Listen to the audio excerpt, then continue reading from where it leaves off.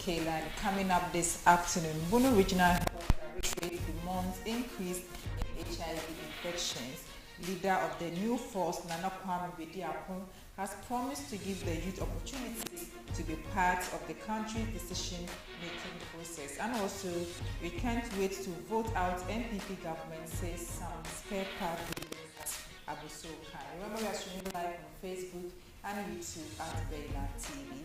We'll be back shortly with details of the stories.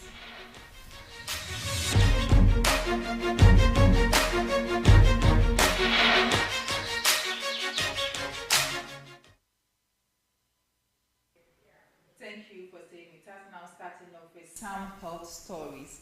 The Bono Regional Health Directorate has expressed concerns about the increasing rate of HIV infections in the region's urban centers.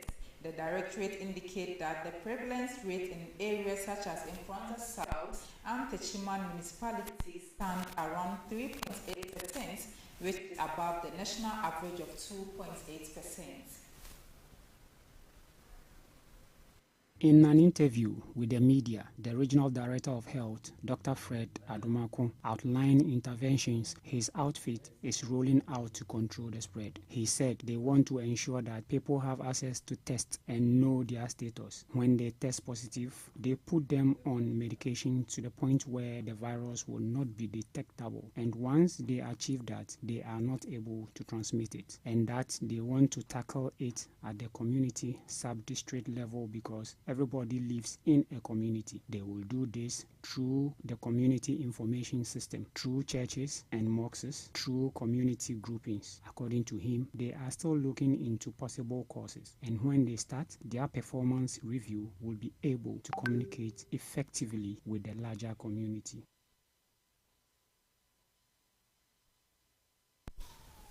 Away from health, the Cybersecurity Authority has recently reported an increase in job scam incidents across the country and has since issued a public alert statement to inform citizens of the matter.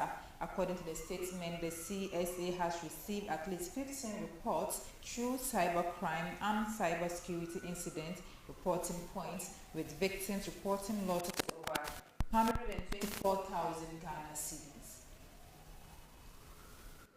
The Cybersecurity Authority advises citizens to be cautious of unsolicited messages offering job opportunities, as such scammers often pose as recruiters to unsuspecting people. The CSA warns that citizens should be skeptical of advertisements that promise high-paying jobs that requires minimal work. If an offer seems too good to be true, it is likely a scam and should be avoided. The authority also notes that poor grammar, spelling mistakes, or unprofessional communication in job advertisements are often telltale signs of fraudulent activity. To avoid falling victim to such scams, job seekers are advised to verify job advertisements directly with the company's official website or contact information, and to avoid relying solely on communication through email or instant messaging. Additionally, the Cybersecurity Authority advises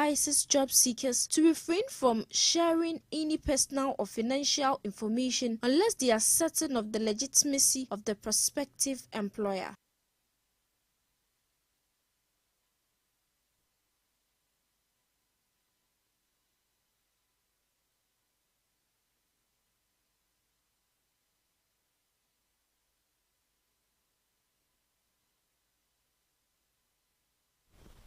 And in other stories, the National Council of Songhai Chiefs organized a youth forum on Saturday, 13th January at Kaswa to seek the opinions of the various youth leaders under the council in order to ensure development among the Songhai communities in Ghana.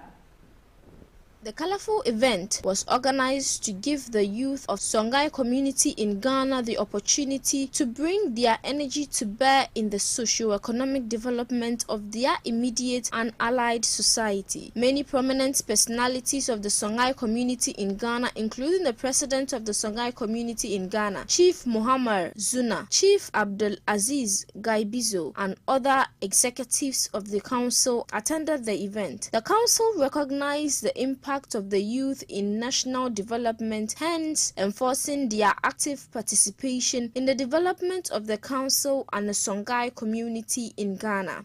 Today, actually, the council have decided to bring the youth together and to to ask for their views on the way forward for the council. Understand? The youth have their grievances.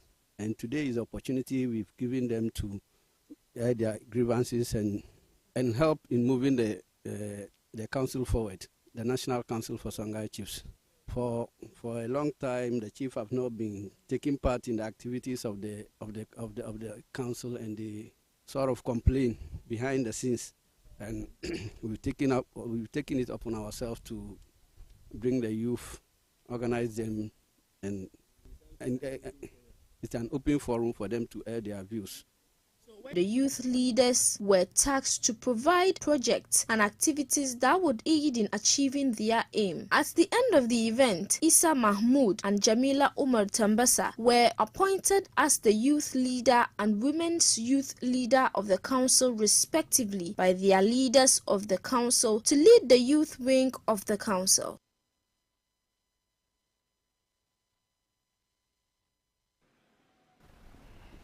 Some spare part dealers in Abusokan are expressing dissatisfaction with the government, citing concerns about the adverse impact of newly implemented taxes on their businesses. They express disappointment as they believe the New Patriotic Party government to be business-friendly, only to witness what they describe as detrimental taxation measures.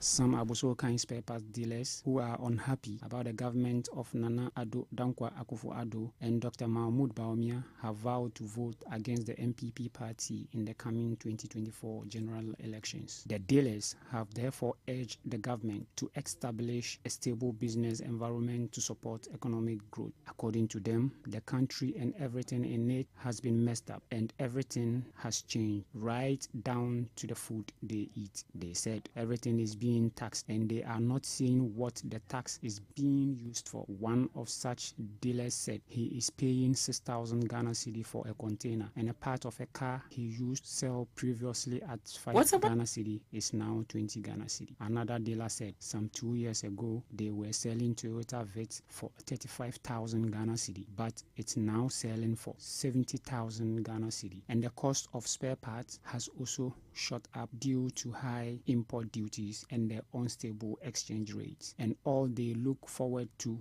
is voting this government out so that they would be free from the hardship that our government has meted out to Ghanaians. In politics, leader of the new force, Nana Kwame Bediako, has promised to give the youth opportunities to be part of the country's decision-making process to choose leaders when he is voted into power in the 2024 polls. According to him, the youth have not been given such opportunities in the last 4 decades. Instead, he said, they were only used by politicians who offered them money in exchange for their votes. Speaking to the media, Nana Kwame Bediako said the new force stands for the youth. According to him, the youth should have the right to be a part of the decision-making in Ghana to determine who is going to lead and how he or she is supposed to lead. Adding that in the past 4 decades, there has not been any youth between NDC and NPP who stood up with the courage to come forward for consideration for leadership role. He promised to be a president who will give the opportunity to young people to be part of the decision of how the country chooses its leaders. This, according to Mr. Bediako, would eradicate the menace of the youth being persuaded with money for their votes. And this is all we have for you on our midday news. I'm Khadija Chikubra Taylor. Have a good afternoon and many thanks for doing the watching.